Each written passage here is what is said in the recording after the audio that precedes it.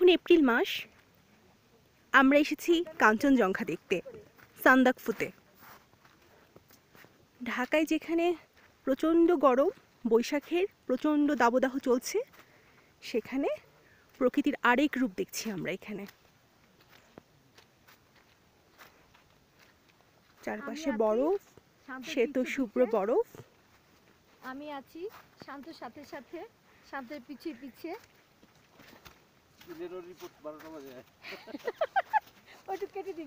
আমাদের travel and এবার 12 জন সদস্য এসেছেন আমাদের সঙ্গে।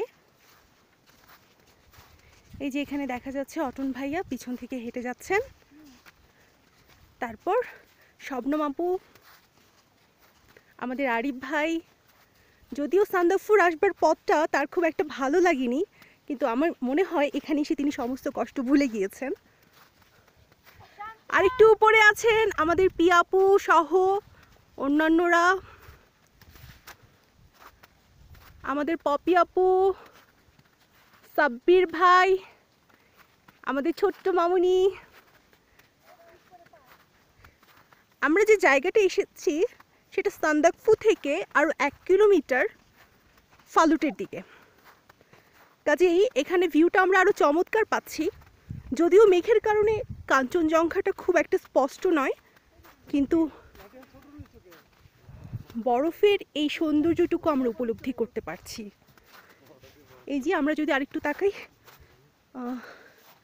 কাঞ্চনজঙ্ঘার দিকে, মেঘে ঢাকা আছে।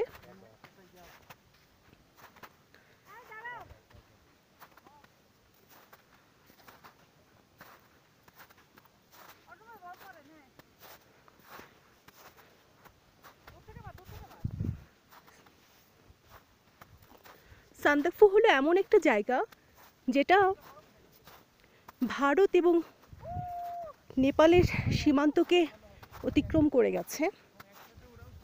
অর্থাৎ এক পাশে আমরা ভারত পাচ্ছি, আরেক পাশে নেপাল পাচ্ছি। এই যে আমরা যদি দেখি আমাদের পিয়াপু সবাই বরফ খেলছে।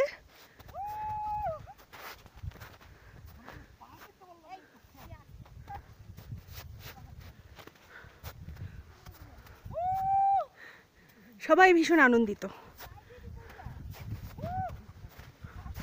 অথচ গতকাল পর্যন্ত আমরা নিশ্চিত ছিলাম না আমরা সান্দাকফুতে আসতে পারবো কিনা, কারণ সমস্ত আকাশ মেঘে ঢেকেছিল, ক্ষণে ক্ষণে বৃষ্টি, এক হাতের দূরত্বেও কিছু দেখা যাচ্ছিল না। তারপর মানেভাঞ্জান থেকে আমরা কালপোখারিতে এলাম এবং আজ সকালে কালপোখারি থেকে সান্দাকফুতে এলাম। আমরা যাই দেখি সকলের বরফ খেলা দেখি।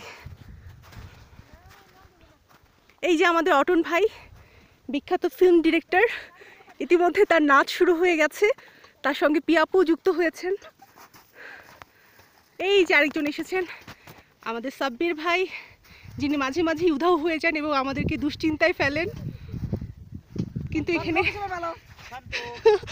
কিন্তু এই যে আমাদের রেজওয়ান ভাই, যিনি সান্দাকফুকে জেনেছেন সমরেশ মজুমদারের গর্ভধারিণী উপন্যাস পড়ে, এবং এই উপন্যাসটা তিনি 17 বার পড়েছেন এবং এখনও নাকি তিনি বিছানার পাশে সেই উপন্যাসটি রেখে ঘুমান। এবং তিনি খুব ভালো আর্টিস্টও, যেখানেই যান রং তুলি নিয়ে আসেন, ছবি আঁকেন, প্রকৃতির রূপকে তার রঙের তুলির আঁচড়ে ধরে রাখবার চেষ্টা করেন। দেখি আমরা, এই যে ওনারা দুজন খেলেই যাচ্ছে বরফ হাঁপিয়ে যাচ্ছে।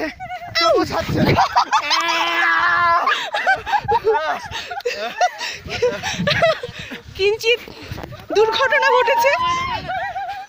এই যে আমাদের সুমন ভাই এতক্ষণে চলে এসেছেন, তিনিও সম্ভবত আরেকটি ভিডিও করছেন।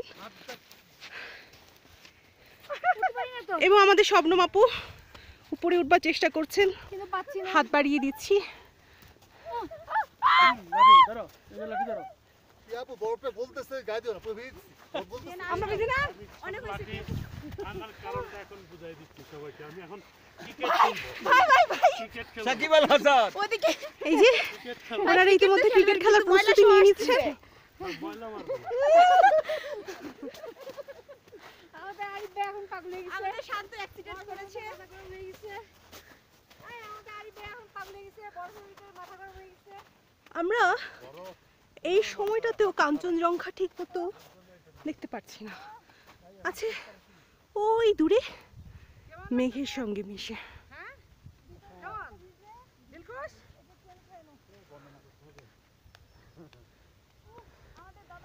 এই যে এটা আমাদের কটেজ আজ রাতটুকু এখানেই থাকবো আমরা এই যে আসলে সান্দাকফুর বিষয়টা হলো এত দ্রুত এখানকার আবহাওয়া পরিবর্তিত হয় যে আগে থেকে কিছুই বোঝা যায় না। যেমন গত নভেম্বরেও আমরা যখন এসেছিলাম তখন দেখেছি প্রকৃতির আরেক রূপ, স্বচ্ছ নীলাকাশ, কাঞ্চনজঙ্ঘা, এভারেস্ট, মাকালু, স্লিপিং বুদ্ধা, সমস্ত কিছু। কিন্তু আজ এবার সব কিছু বরফে ছেয়ে আছে। নেক্সট কবি কবিতা শেষ হয়নি এই হলো বিষয়।